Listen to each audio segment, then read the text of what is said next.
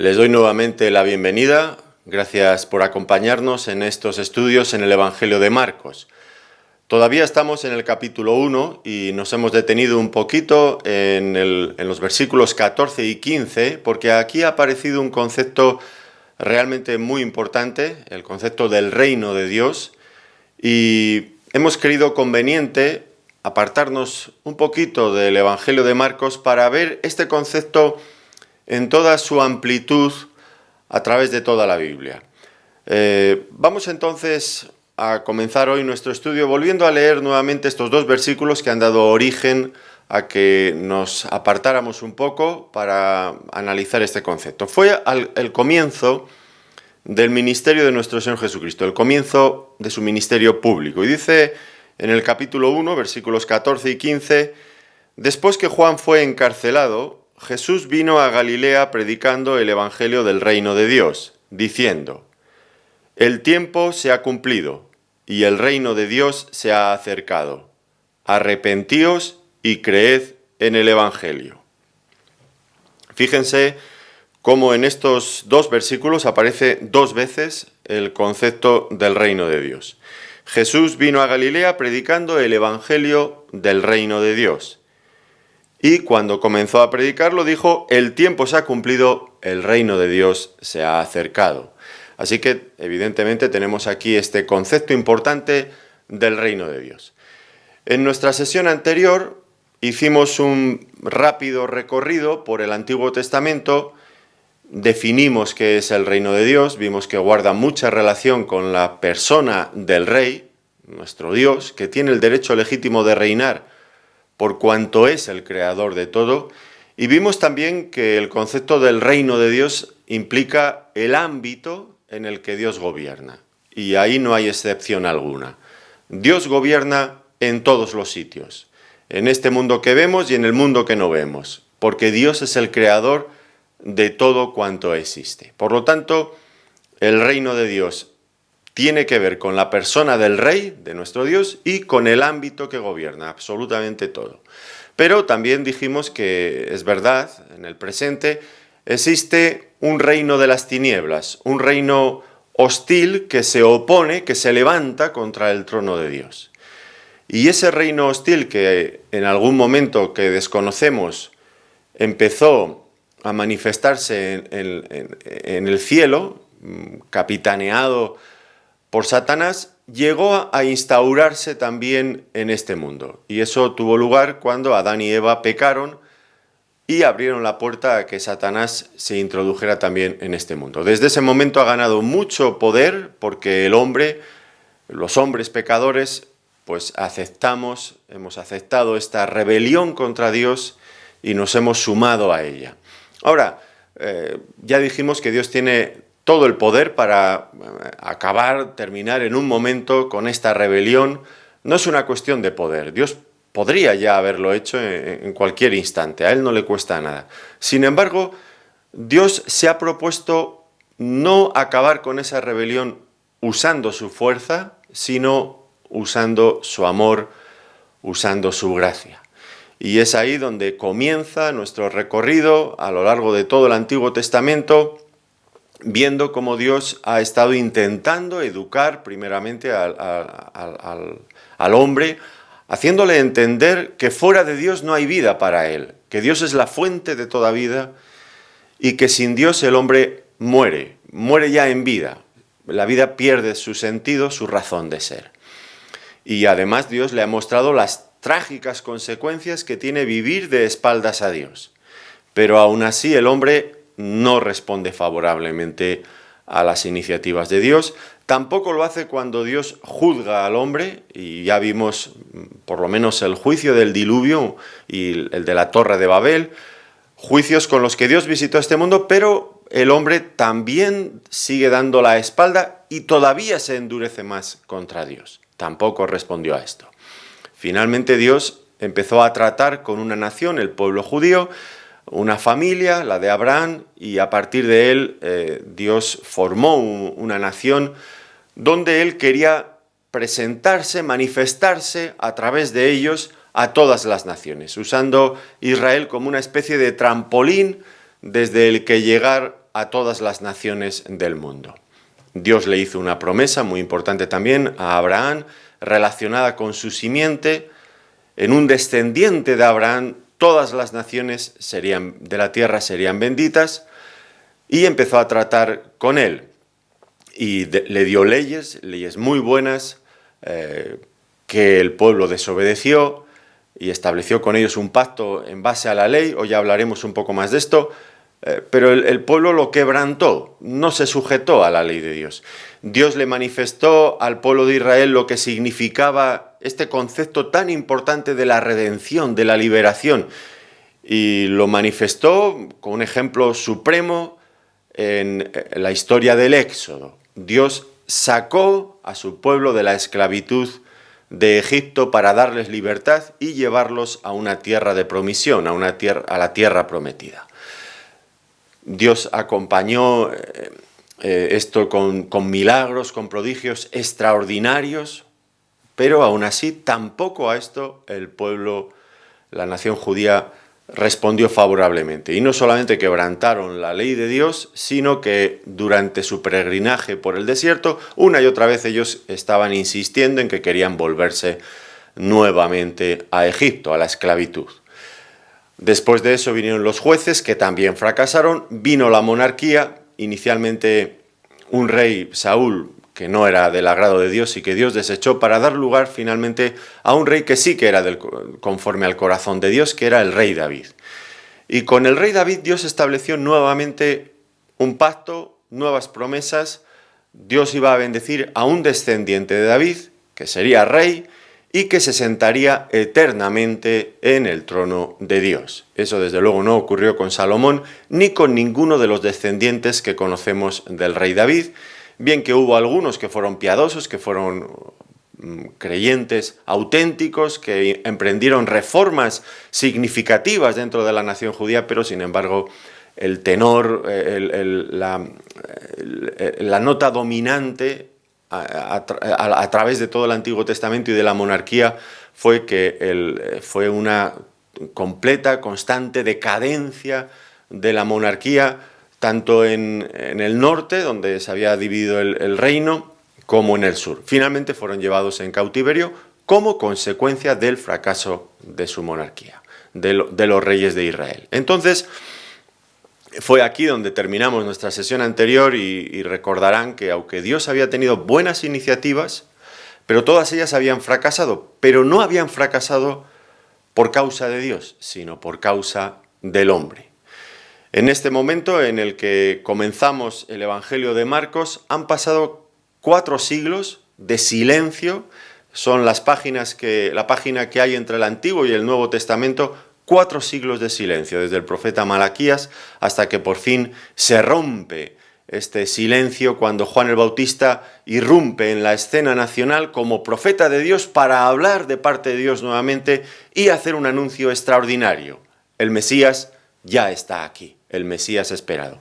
Aquella simiente de Abraham en la cual serían benditas todas las naciones de la tierra, y aquel descendiente del rey David que se sentaría a reinar en el trono eternamente y para siempre, un hijo de David, pero mucho más que eso, un hijo de Dios. Yo seré el padre y él me será a mi hijo, había dicho Dios en el Salmo y en su promesa. Entonces, ahora tenemos un momento de máxima expectación, porque Juan el Bautista ha dicho, el Mesías ya está aquí, ya ha llegado. Y ahora el Señor Jesucristo, después de haber sido bautizado y de haber sido tentado, y el diablo sin haber conseguido llevarle al pecado de ninguna de las formas, ahora Él comienza su ministerio. Nuestro Señor Jesucristo entra en la escena con luz propia, con toda su belleza, con toda su grandeza, con todo su poder, y comienza su ministerio. Y lo primero que dice es esto: el reino de Dios se ha acercado. El reino de Dios, esperado tan largamente, a lo largo de siglos, por fin estaba allí presente. Y estaba presente porque el mismo rey estaba allí. Ahora, todo esto nos obliga a seguir pensando en este concepto del reino de Dios. Y ya dije en la ocasión anterior que el Señor Jesucristo realmente dio por hecho que sus oyentes sabían a lo que él se refería cuando hablaba del reino de Dios. Y lo daba por hecho porque esa era una asignatura que ellos ya habían estudiado anteriormente en su Antiguo Testamento. El reino de Dios era un concepto que, como estamos viendo, pues se explicaba ampliamente en el Antiguo Testamento. Entonces el Señor Jesucristo lo que va a hacer es introducir nuevamente el concepto como explicando que ya ha llegado a su cumplimiento, que era el tiempo señalado por Dios, pero además intentando corregir aquellas desviaciones del pueblo judío y más tarde también de sus propios discípulos, que habían almacenado ideas erróneas en cuanto a este concepto tan hermoso del reino de Dios. ¿Y por qué? ¿Qué ideas erróneas había? Bueno, pues la primera de ellas, y más importante, con la que vamos a estar lidiando todo el tiempo en el Evangelio de Marcos, es con la idea de que el Señor Jesucristo era un rey político. Alguien que había llegado, ellos esperaban que había llegado, pues con toda la fuerza de un gran líder político que terminaría con todos los enemigos de Israel, en este momento concretamente con los romanos, para establecer un reino de justicia, de prosperidad, un reino de bendición para Israel. Israel ocuparía en ese instante el centro de todas las naciones vendrían a él y en Israel, serían benditas. Y esto no es algo que el Antiguo Testamento no dijera, lo decía. Entonces, ¿era lógico que esperaran que el Señor Jesucristo se presentara así o no era lógico?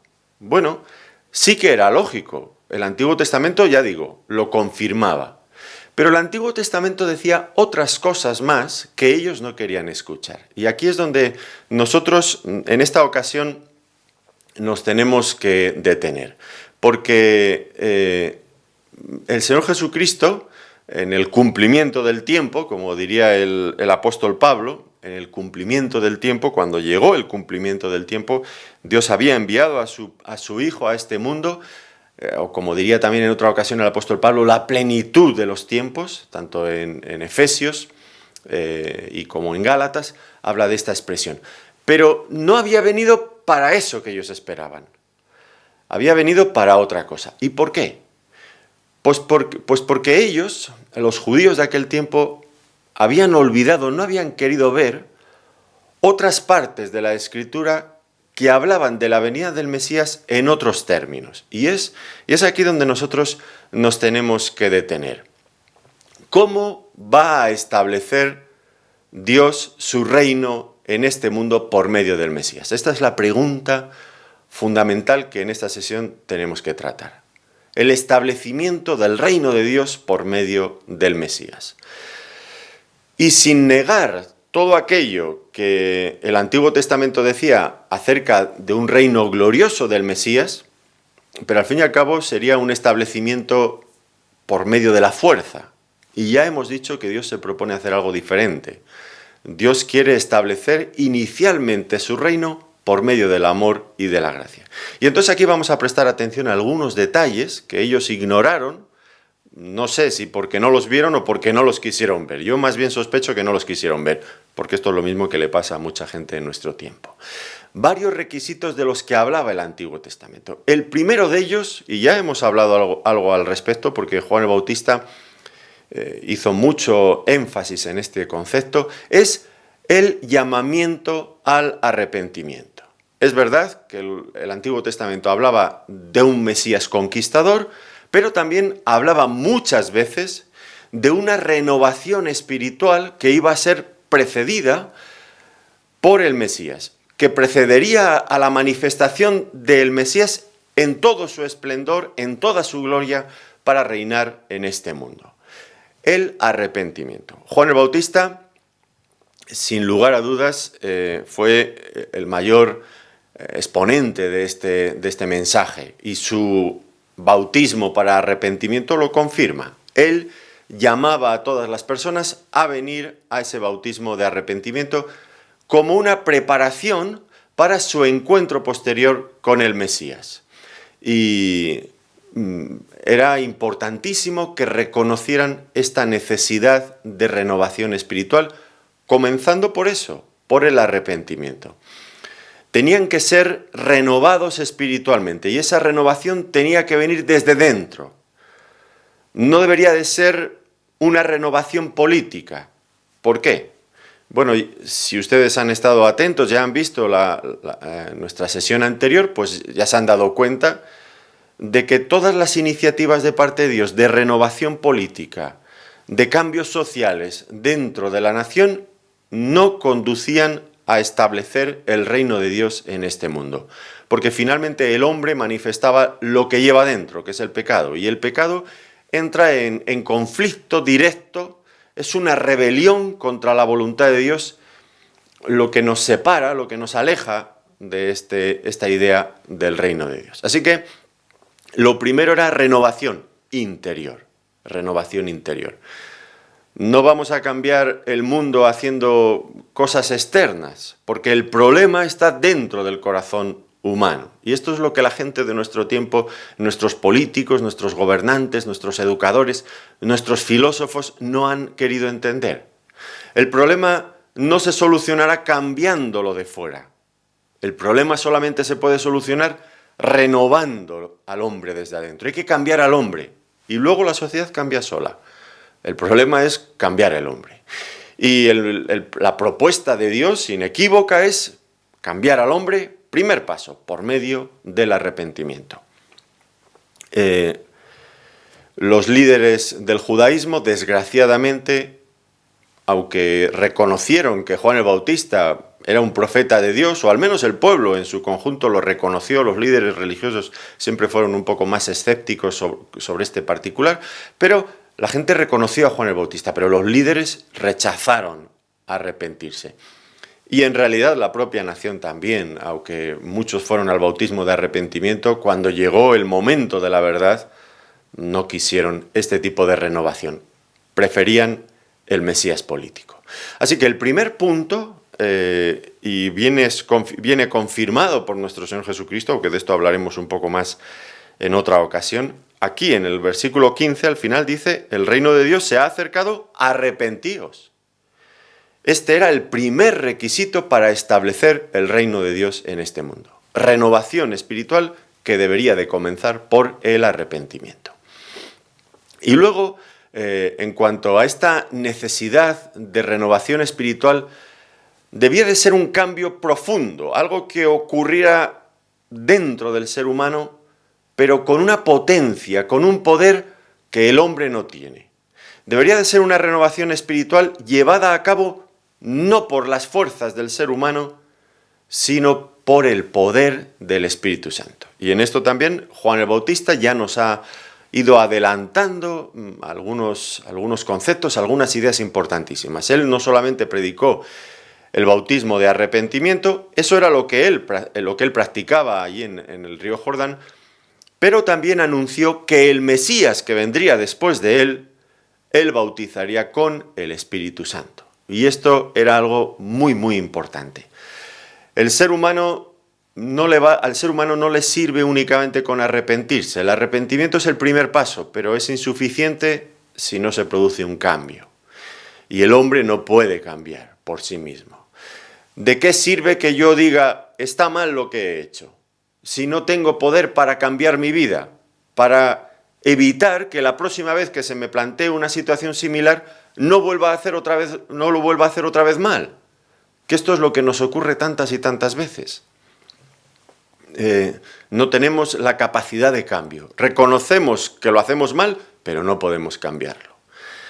Yo recuerdo bien en mi experiencia en otro tiempo, cuando yo fui católico, yo era un católico practicante. ¿Y cuántas veces fui al confesionario para que el cura me perdonara? Bueno, en el nombre de Dios me perdonara. Y la experiencia era frustrante, porque siempre me pasaba lo mismo. Y estoy convencido de que todos los católicos que me escuchan, si son honestos, coincidirán también con esto. Cada vez que yo iba a confesarme, siempre le contaba al cura las mismas cosas. Ya me llamó incluso la atención, que me dejó fuera de juego, la última vez que yo me fui a confesar con un cura que yo nunca había estado antes con él, nunca había ido a esa iglesia, a ese confesionario, donde él estaba, y empecé a decirle, bueno, he hecho esto, he pecado también en esta otra cosa, y él me cortó en seco y me dijo, bueno, y él empezó a decirme lo que yo había hecho, y has hecho esto, y esto, y esto, y esto. Una lista casi interminable de cosas que yo había hecho mal. Y él al final me dijo, se me ha olvidado algo, y bueno, yo aún tuve que añadir un par de cosas más porque realmente yo era un hombre bastante pecador y además pues era de los que contaba la verdad al cura, que luego me enteré que había muchos que no siempre le cuentan todo lo que hacen al cura, pero bueno, yo sí se la contaba.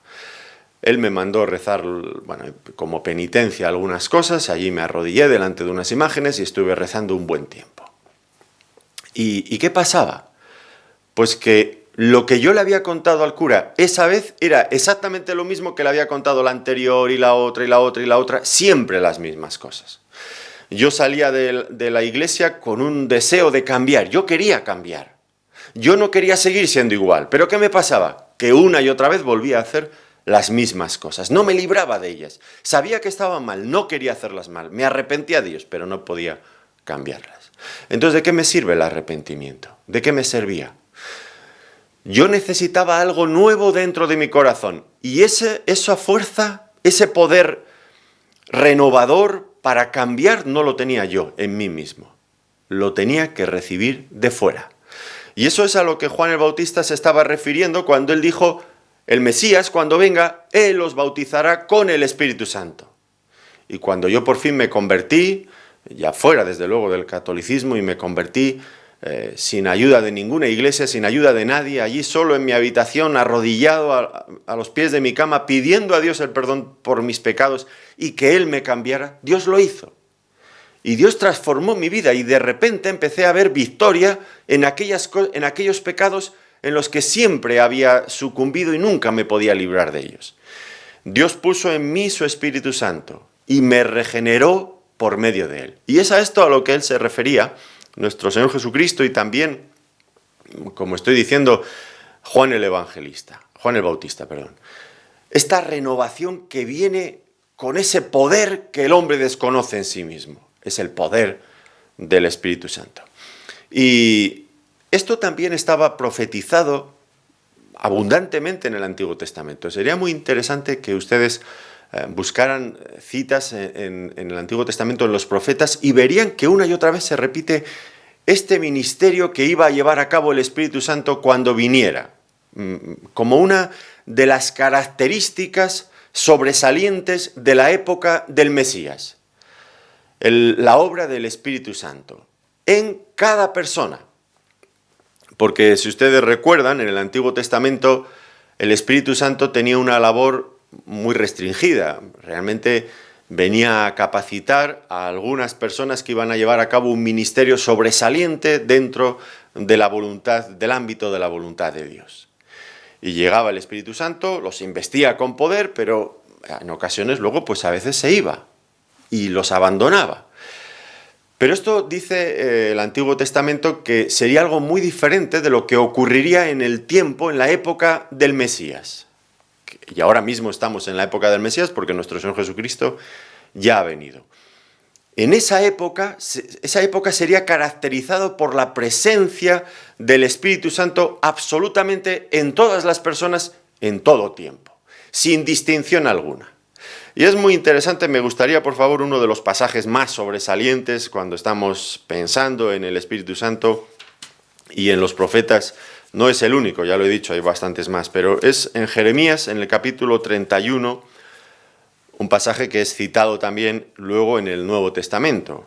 Luego vamos a hablar un poco más de ello, porque me parece importante detenernos a ver cómo se va, qué es lo que Dios está haciendo para instaurar su reino en este mundo. Vamos a ver entonces Jeremías capítulo 31 y leeremos los versículos del 31 al 34. Dice así: He aquí vienen días, dice Jehová, en los cuales haré nuevo pacto con la casa de Israel y con la casa de Judá. No como el pacto que hice con sus padres el día que tomé su mano para sacarlos de la tierra de Egipto, porque ellos invalidaron mi pacto, aunque fui yo un marido para ellos, dice Jehová. Pero este es el pacto que haré con la casa de Israel después de aquellos días, dice Jehová. Daré mi ley en su mente y la escribiré en su corazón, y yo seré a ellos por Dios y ellos me serán por pueblo. Y no enseñará más ninguno a su prójimo ni ninguno a su hermano diciendo, conoce a Jehová, porque todos me conocerán, desde el más pequeño de ellos hasta el más grande, dice Jehová, porque perdonaré la maldad de ellos y no me acordaré más de su pecado. Un pasaje realmente interesantísimo, que como digo, es citado posteriormente por los autores del Nuevo Testamento. Y aquí lo que nos está diciendo es que Dios se proponía hacer un nuevo pacto, no como el pacto que había hecho anteriormente. Un pacto que iría sellado, que iría presidido por la presencia del Espíritu Santo en cada persona. Dios se proponía hacer criaturas nuevas, regeneradas, creadas de nuevo, recreadas por medio del poder del Espíritu Santo.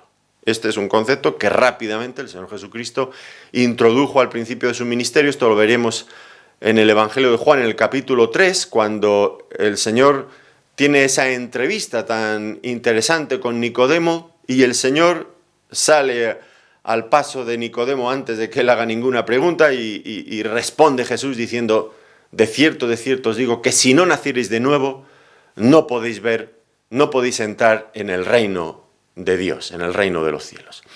¿Os es necesario nacer de nuevo? Y Nicodemo pregunta asombrado, un maestro de los judíos, ¿cómo puede ser esto?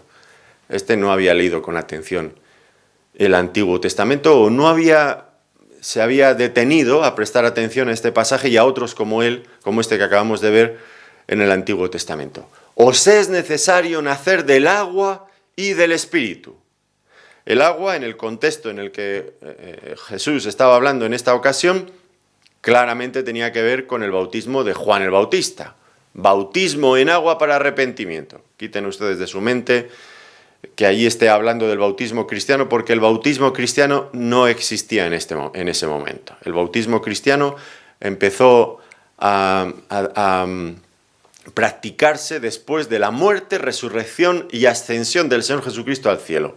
Cuando el Señor estaba hablando con Nicodemo, Nicodemo no estaba pensando en el bautismo cristiano porque no existía. Estaba pensando en lo que tenía allí delante, que era el bautismo en agua para arrepentimiento de Juan el Bautista. Tenéis que nacer de nuevo por medio del agua, que sería un símbolo del arrepentimiento, y del Espíritu. Del Espíritu Santo, que esa sería una labor complementaria a algo que iba a hacer el Señor Jesucristo, a quien Juan el Bautista también había señalado como el que os bautizará con el Espíritu Santo. Por lo tanto, este nuevo nacimiento que surge del arrepentimiento, pero que tiene que ver también con el Espíritu Santo. Una renovación interior en el ser humano, para capacitarlo para ser ciudadano de este reino de Dios. De otra forma, no puede ser. Ahora, fijémonos en este pasaje de Jeremías. Dice, como ya hemos mencionado, que habría un nuevo pacto, y no como el pacto antiguo. ¿A qué pacto se refiere aquí el pacto antiguo? Bueno, el pacto de la ley. El pacto de la ley era un pacto bilateral. ¿Por qué? ¿Qué quiere decir esto? Un pacto bilateral es aquel en el que hay dos partes y cada una tiene sus propias obligaciones y responsabilidades. Si uno cumple su parte, el otro cumple la suya. Si uno deja de cumplir la suya, el otro deja de estar obligado a cumplir la que le corresponde. Entonces, el pacto de la ley, cuando Moisés dio la ley en el monte Sinaí, pues era un pacto bilateral. Dios les dijo, si vosotros cumplís estas leyes, vosotros seréis mi pueblo.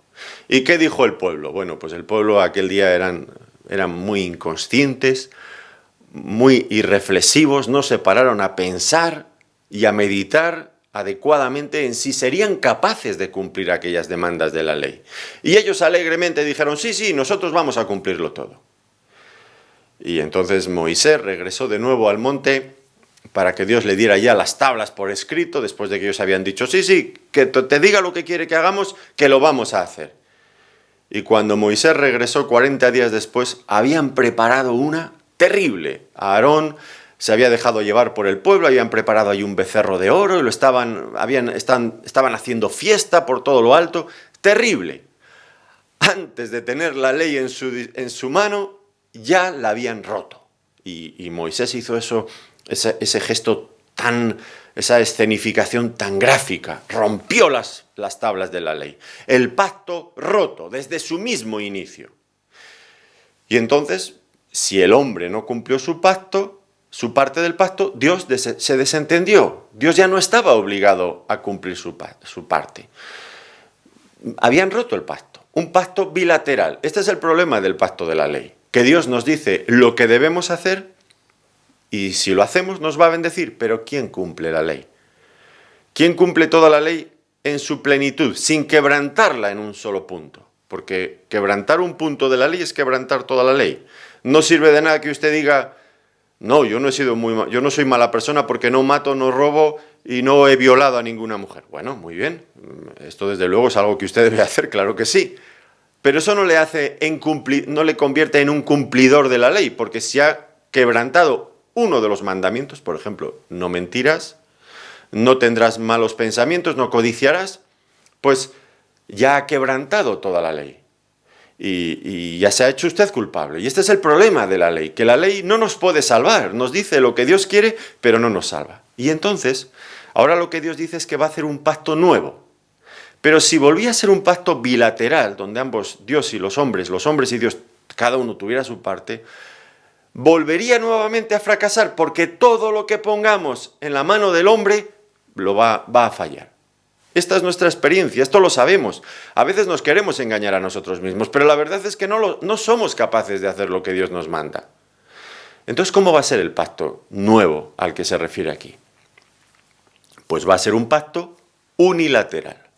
Dios se compromete a bendecirnos y a hacer todas las cosas Él solo, sin que nosotros tengamos que cumplir nada a cambio. Esto suena un poco extraño, pero este es el pacto que Dios ha hecho, el nuevo pacto que Dios ha hecho. Y aquí, en este pasaje de Jeremías, tenemos los términos de ese pacto. Un pacto unilateral. Imagínense la diferencia entre un pacto bilateral y un pacto unilateral. Podemos pensar, por ejemplo, en un contrato de alquiler. Usted quiere alquilar una casa y entonces el propietario de la casa dice, yo te alquilo la casa en tanto que tú me pagues un alquiler, por ejemplo, una de las condiciones. Habrá otras condiciones más, por supuesto, pero vamos a pensar solamente en una condición. Si tú me pagas el alquiler, si tú pagas el alquiler, yo me comprometo a dejarte vivir en mi casa. Pero si tú dejas de pagar el alquiler, yo te echo de mi casa. Sencillo, ¿verdad? Un pacto bilateral, cada uno tiene sus obligaciones.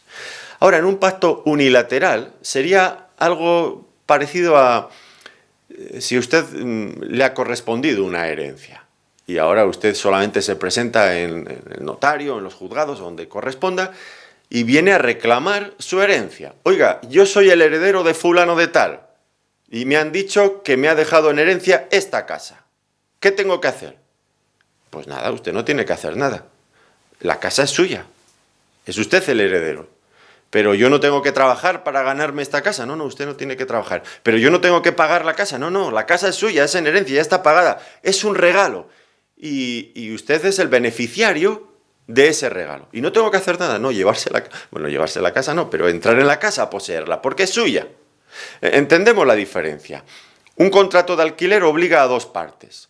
Una herencia es simplemente recibir lo que nos dan, sin tener que ganárnoslo, sin tener que hacer méritos para conseguirlo. Esto ya sé que suena rarísimo, sobre todo a personas como a mí, que venimos del catolicismo y nos han enseñado una religión de obras. Si tú haces esto, Dios te da esto. Si tú dejas de hacerlo, y ahora todo es que yo me lo tengo que ganar, que yo lo tengo que conseguir por mis méritos. Y ahora Dios dice, no, este es un regalo que yo te hago. Y es un regalo de amor. Este concepto es muy importante también. Entonces, vamos a ver los términos de este pacto de Jeremías, que nuevamente vuelve a aparecer, como ya he dicho antes, en el Nuevo Testamento. Vamos, si quieren, a verlo en Hebreos capítulo 8, y los versículos 6 al 13. Ya sé que vamos a leer el mismo pasaje, pero es tan importante que no pasa nada porque lo volvamos a leer otra vez más y otras cuantas veces más, porque es cuando tomamos el pan y el vino en la mesa del Señor y estamos hablando del nuevo pacto, muchos creyentes se sientan a tomar del pan y del vino, recordando el nuevo pacto, pero no saben qué es lo que están celebrando. Y tenemos que ver en detalle los términos, los beneficios de este nuevo pacto. Así que esto que vamos a leer ahora, usted lo tiene que tener presente cada vez que se siente a celebrar la mesa del Señor y a tomar del pan y del vino. Dice aquí, Hebreos capítulo 8, versículo 6, pero ahora tanto mejor ministerio es el suyo, se refiere al de nuestro Señor Jesucristo, cuanto es mediador de un mejor pacto, establecido sobre mejores promesas. Porque si aquel primero, el de la ley, hubiera sido sin defecto, ciertamente no se hubiera procurado lugar para el segundo. Porque reprendiéndolos dice, he aquí vienen días, dice el Señor, en que estableceré con la casa de Israel y la casa de Judá un nuevo pacto. No como el pacto que hice con sus padres el día que los tomé de la mano para sacarlos de la tierra de Egipto. Porque ellos no permanecieron en mi pacto y yo me desentendí de ellos, dice el Señor.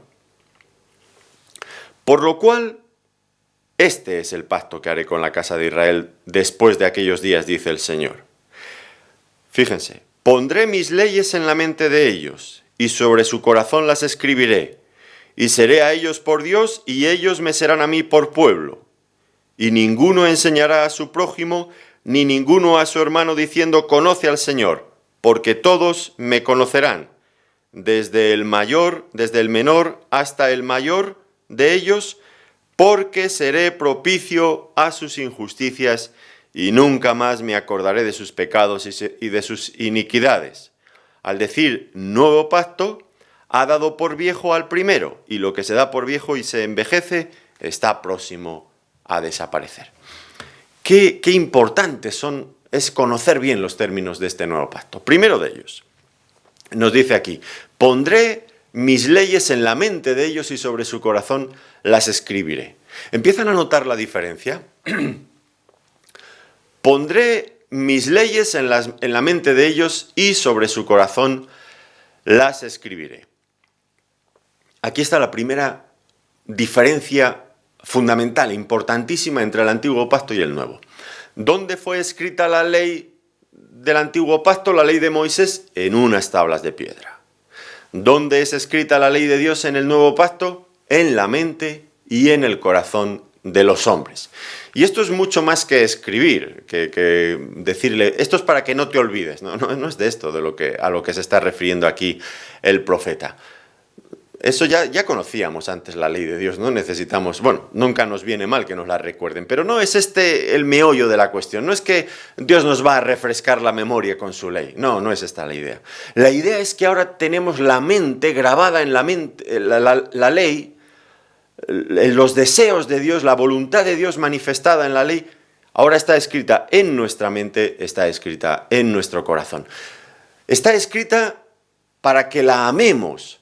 Está escrita para darnos también, y esto es fundamental, el poder para cumplirlas, para cumplir la ley.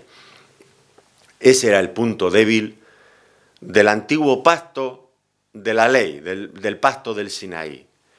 El hombre conocía la ley, pero no tenía el poder para cumplirla. Ahora el hombre tiene en su mente y en su corazón la ley porque la conoce, pero también tiene ahora la ayuda, el poder necesario para cumplirla. Y esto es importantísimo. Dice en alguna parte también Pablo, ahora tenemos la mente de Cristo. Ahora conocemos bien sus demandas, pero pensamos como Dios piensa.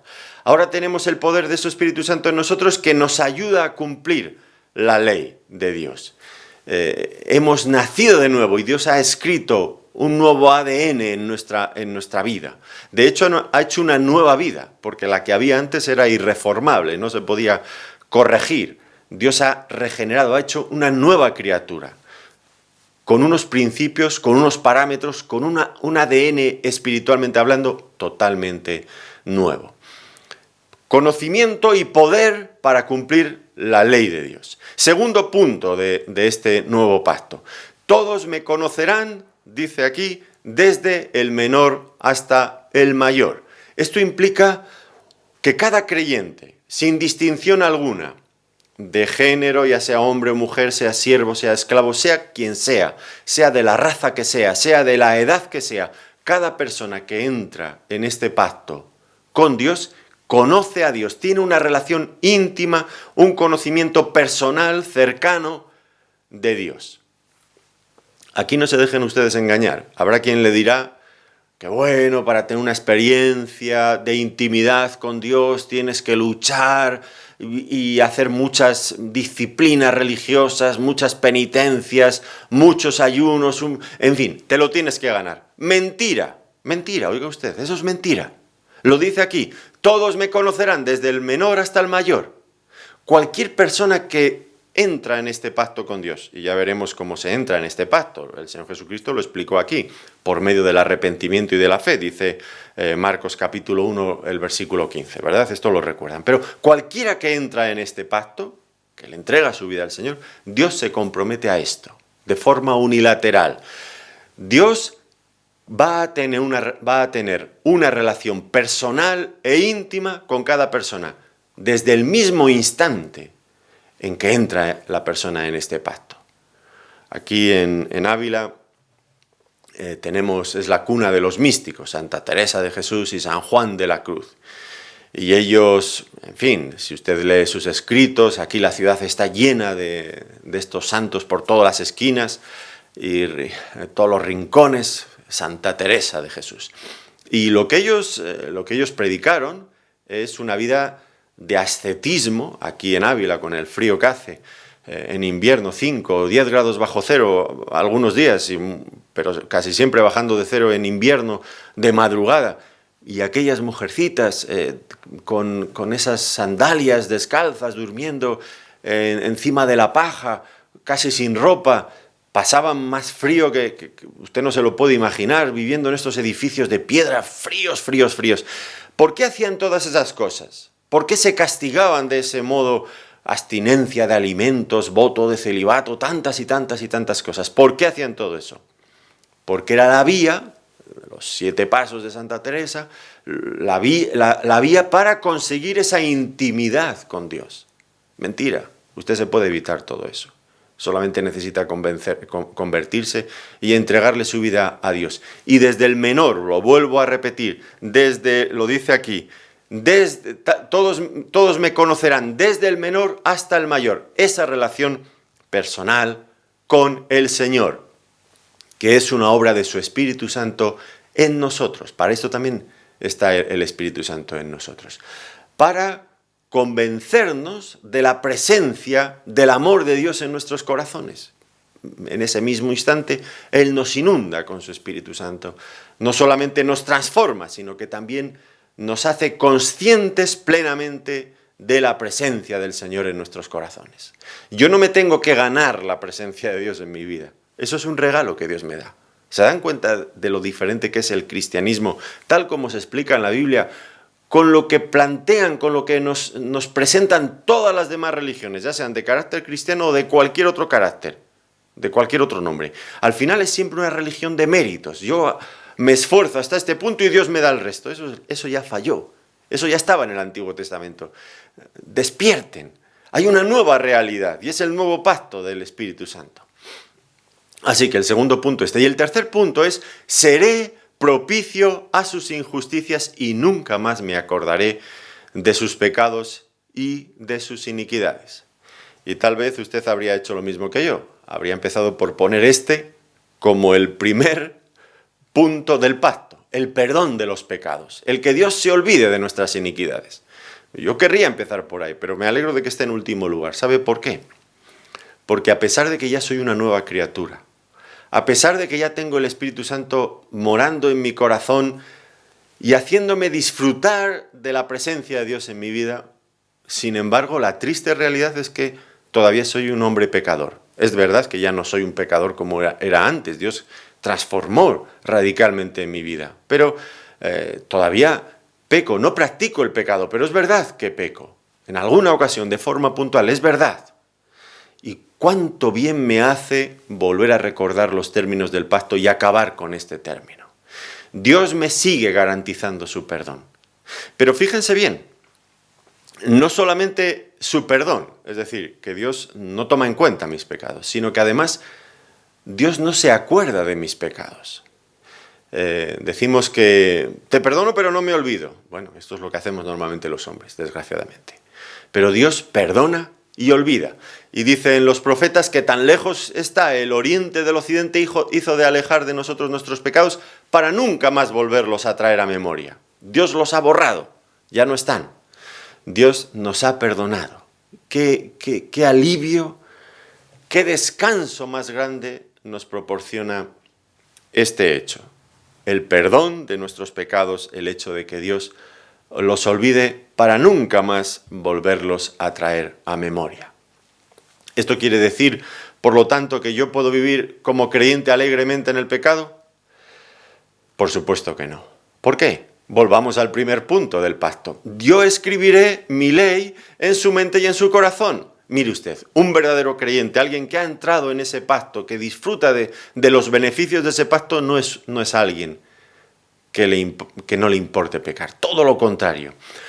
Mire, la mayor diferencia, la forma de saber si una persona es creyente o no es creyente es la importancia que le da el pecado.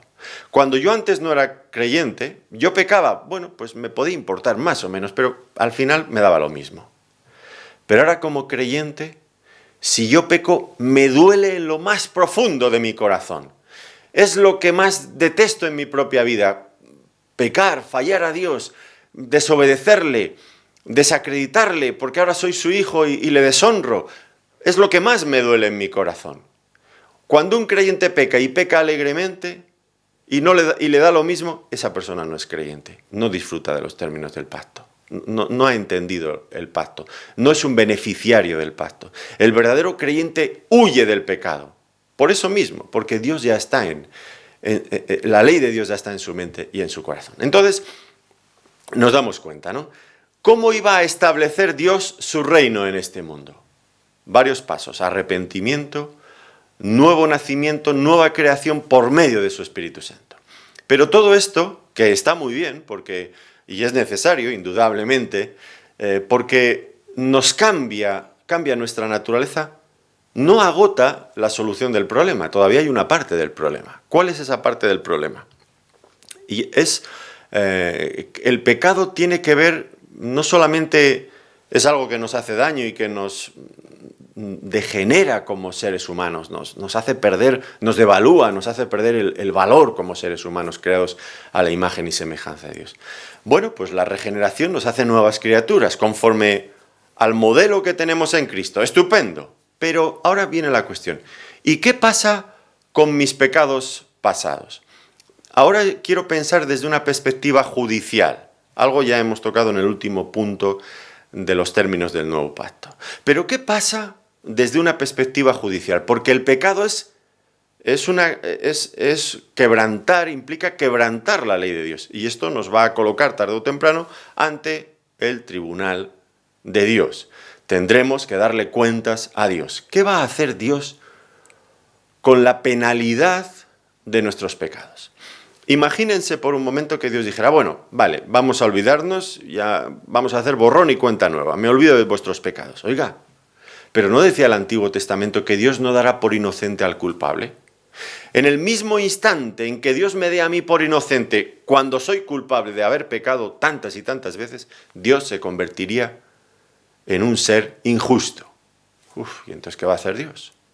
Dios me va a hacer una nueva criatura, pero con todo lo que he hecho mal, que está reclamando justicia, mis pecados reclaman justicia ante la ley de Dios. ¿Qué pasa con todos ellos? Y aquí el reino de Dios, importantísimo, fundamental, no está en Marcos todavía en el capítulo 1, pero acabará estando. Y será una de las partes más importantes del Evangelio de Marcos y de todos los evangelios. ¿Cuál es ese hecho? Es el hecho de la cruz. ¿Qué importancia tiene la cruz en relación a todo esto, desde la perspectiva judicial? Mucha, en gran manera. Porque Dios no puede dejar cabos sueltos. Dios no puede dejar que su justicia quede en entredicho. Y si Dios da por buenos, por justos, a los pecadores, eso sería injusto, si solamente hiciera eso. Entonces, ¿qué va a hacer Dios? La cruz es la respuesta de Dios. ¿Por qué razón? Porque Dios me declara a mí culpable. Y yo estoy de acuerdo. Es justo. Yo soy un pecador y Dios me declara culpable y yo digo amén. Es verdad, soy culpable por esto, por lo otro y por muchas más cosas que he hecho mal en esta vida. Soy culpable. ¿Y cómo va a hacer Dios para declararme inocente? La cruz de Cristo. ¿Qué ocurre en la cruz de Cristo? Bueno, allí se presenta alguien que sí que es inocente. Ese es nuestro Señor Jesucristo. Y su vida tiene un valor incalculable porque es un hombre perfecto, lo que yo no soy, y es el Hijo de Dios. Asume en su misma persona dos naturalezas, la humana y la divina perfectas. Y Él se presenta como mi sustituto. Este concepto de la sustitución nos cuesta entenderlo. No es muy difícil, pero nos cuesta entenderlo, no estamos familiarizados con él, porque en nuestro Código Penal, por lo menos aquí en España, no se contempla. Oiga, si yo mato a una persona, por supuesto que no, estoy pensando en hacer nada de todo esto, tranquilos, pero si yo mato a una persona y el juez me condena, aquí hay muchos descuentos en la justicia, es una verdadera tragedia en España. Cuantos más personas matas, menos años de cárcel te corresponden. Pero bueno, vamos a olvidarnos de este tema, que la justicia de este mundo es bastante injusta, por cierto. Pero dejado esto al margen. Yo tengo que pagar, vamos a decir algo, 30 años de cárcel, que no sé si alguien pagará en España 30 años de cárcel por matar a alguien. Bueno, vamos a suponer que sí. Y ahora, pues yo he matado a la persona y tengo que ir a la cárcel 30 años, pero no se contempla en nuestro Código Penal que haya la posibilidad de que otra persona que me conoce, que le caigo simpático, dice, mira, Luis, no hay ningún problema, yo voy a pasarme los 30 años por ti en la cárcel. Y a mí me dejan libre. Eso no ocurre, no se permite en nuestro Código Penal. Pero en el de Dios sí. Dios sí que tolera, sí que permite esto. La cuestión es que se pague lo que se debe. ¿Quién lo pague? Pues eso a Dios no le importa tanto. Ahora, lo que está claro es que, imagínense en mi caso, que dijera uno que ya está en la cárcel pagando por 30 años de cárcel por otro crimen. Yo pago por ti. El juez diría, en el hipotético caso que ya hemos dicho que no es posible, pues diría, no, tú ya estás pagando la tuya, tú no puedes pagar la de este. ¿Entienden, no? Si alguien ha de presentarse como sustituto por lo que yo he hecho mal, tiene que ser alguien inocente. ¿El Señor Jesucristo cumple esa característica? Por supuesto que sí. Él es inocente, sin mancha, sin pecado, como diría Hebreos, más sublime que los mismos cielos. Y Él se presenta como mi sustituto. ¿Dios lo acepta? Sí. ¿Cómo sé que Dios lo acepta? Porque yo tengo que mirar a la cruz, pero no solo a la cruz. ¿Cristo pagó por mis pecados en la cruz? Sí. ¿Y fue sepultado? Sí. ¿Y qué pasó después? Que al tercer día resucitó de entre los muertos. ¿Y qué significa, qué importancia tiene la resurrección de entre los muertos del Señor Jesucristo en este contexto? Mucha. Porque lo que viene a dar es su sello de aprobación. Dios está satisfecho con la ofrenda sustitutoria que su Hijo ha presentado. Y como prueba de ello, como evidencia de ello, lo levanta de entre los muertos y lo asciende a la gloria. Yo sé que Dios ha encontrado satisfacción en el sacrificio que el Señor Jesucristo ha hecho por mí, por su muerte, pero aún más por su resurrección. Muerto por mis pecados, resucitado para mi justificación. Estoy seguro de que ese sacrificio sirve para perdonarme. Así que la cruz es fundamental en esta misión de establecer el reino de Dios en este mundo. Pero hay una segunda razón que no quiero, es importante también. La cruz cierra la boca al mismo Satanás. ¿Por qué digo esto? Ustedes recuerdan en el Génesis, en el capítulo 3, nuestra sesión previa hablamos de esto. Allí veíamos que Satanás vino con mentiras al hombre y le dijo, Dios os pone leyes porque lo único que quiere es limitar vuestra personalidad, vuestro desarrollo como hombres. Teniendo a Dios encima, pisándoos en el cuello, lo único que vais a hacer es ser unos amargados, siempre frustrados, siempre inhibidos allí sin poder hacer lo que realmente podríais hacer de otra manera. Y creyeron las mentiras del diablo. Dios no os ama, Dios solamente os quiere fastidiar, a que Dios os prohíbe justo lo que más os gusta. Claro, porque Dios es un aguafiestas universal. Ese es Dios. Y Dios no os ama de verdad. Y ahora usted mire la cruz. Mire la cruz. Y observe cómo Dios ha estado dispuesto a entregar a su propio Hijo en una cruz por sus pecados y por los míos. Ahora viene Satanás y dice, Dios nos ama. Y yo le digo, mentira. Pero no lo digo yo, lo dicen los hechos, lo dice la Biblia. Claro que Dios nos ama. De tal manera ha amado Dios al mundo que ha dado a su Hijo unigénito, para que todo aquel que en él cree no se pierda, mas tenga vida eterna. De tal manera amó Dios al mundo. Esta expresión al principio de ese versículo tan conocido en Juan 3:16 es tan importante. De tal manera. Oiga, ¿de qué manera me ha amado Dios? De esta.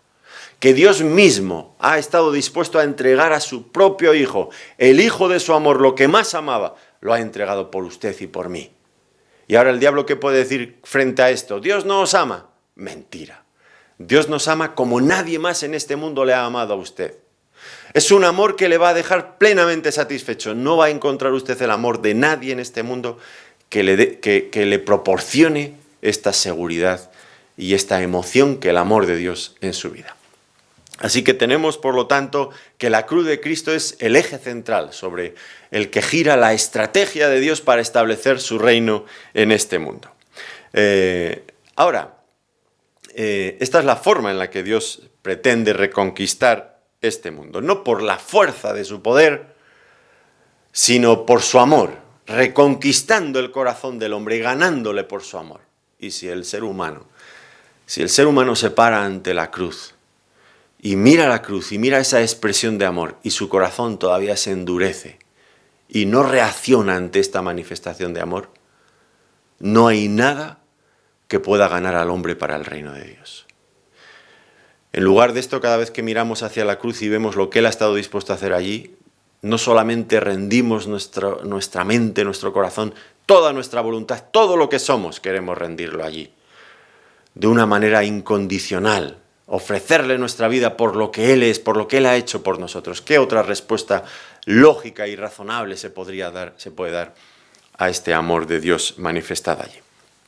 Ahora, volvemos al comienzo de nuestra sesión hoy. ¿Qué tipo de Mesías esperaban los judíos? Pues ellos esperaban un Mesías político, que les quitara a sus enemigos los romanos. Esperaban un Mesías que les diera todas las bendiciones que ellos querían, pero no querían hablar ni de arrepentimiento ni de renovación espiritual. Querían bendiciones,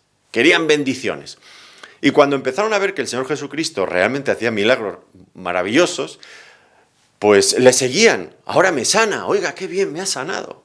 Ahora estamos en el desierto y tenemos hambre y multiplica panes y peces y da de comer a una multitud. Un día un montón de miles, otro día otro montón de miles más. Y parecía que aquel poder nunca se agotaba, nunca se acababa. Y así que ellos le seguían allí donde Él iba. Y el Señor Jesucristo, en un momento, en el clímax, eso estaría en Juan capítulo 6, en el clímax, después de este milagro de multiplicación de panes y peces, ellos vinieron con la decisión firme de hacerle rey. Y el Señor se fue de ellos. ¿Por qué? Porque no quería ser su rey. Y al día siguiente ellos volvieron a buscarle. Y Él les dijo, venís y me buscáis porque ayer comisteis, os llenasteis la panza y hoy queréis más. Trabajad no por la comida que perece, sino por la comida que a vida eterna permanece, la cual el Hijo del Hombre os dará. ¿Qué comida era esa? Era la vida eterna. El pan verdadero que había descendido del cielo era el mismo Señor Jesucristo, pero ellos ¿qué querían? El pan material. Ellos no querían bendiciones espirituales, no querían renovación espiritual, ellos querían cosas materiales, querían libertad, poder, querían bendiciones materiales, la salud, el bienestar. Esto era lo que querían. Y cuando el Señor se negó a darles todo eso, ¿qué ocurre? En el capítulo 6 de Juan es un momento de inflexión. Cuando la popularidad del Señor Jesucristo ha llegado a su clímax, Él se niega a hacer lo que ellos quieren y automáticamente entra en declive, en picado, y dice allí que desde entonces muchos de ellos, la mayoría, miles, se fueron. Y entonces el Señor preguntó a sus discípulos, ¿queréis acaso iros vosotros también? Señor, ¿a quién iremos?, contestó Pedro una vez más. ¿A quién iremos? Tú tienes palabras de vida eterna. Y nosotros hemos conocido y creído que tú eres el Cristo. Y ellos se quedaron allí. Ahora, finalizamos ya y hacemos una reflexión. ¿Qué tipo de Mesías ¿Qué tipo de Salvador quiere la gente en nuestros días? Si usted encuentra un telepredicador, un predicador de estos que llenan campos, estadios de fútbol, ofreciendo sanidades, ya le digo que se van a llenar. La gente quiere eso. Si usted lo que promociona es un predicador que enseñe la Biblia, poca audiencia, poca audiencia. Si usted está llamando a las personas con un evangelio de la prosperidad, si tú le das tanto, Dios te va a dar tanto, le van a seguir. Pero si usted predica un evangelio que tenga que empezar por un quebrantamiento de su corazón por medio del arrepentimiento y la fe, un evangelio que implique fundamentalmente, que apunte hacia adentro del ser humano a una renovación espiritual, pocos quieren esto. La gente sigue queriendo lo mismo. Siguen queriendo prosperidad material, siguen queriendo sanidad de sus enfermedades, siguen queriendo tener libertad y poder, pero no quieren lo otro. El Señor Jesucristo ha venido a establecer su reino, no un reino político, no un reino material, por lo menos en esta etapa. Hablaremos de otra etapa en nuestra próxima sesión. Pero inicialmente un reino que tiene que ver con el corazón del hombre, un corazón rendido al Rey. Y esto es lo que Dios espera de usted, lo que Dios espera de mí. Yo ya hace tiempo arreglé mis cuentas con Dios y Él me perdonó. Yo disfruto de este perdón, disfruto del amor de Dios, disfruto de su Espíritu Santo dentro de mí mismo, dentro de mi corazón. Dios quiere darle también a eso.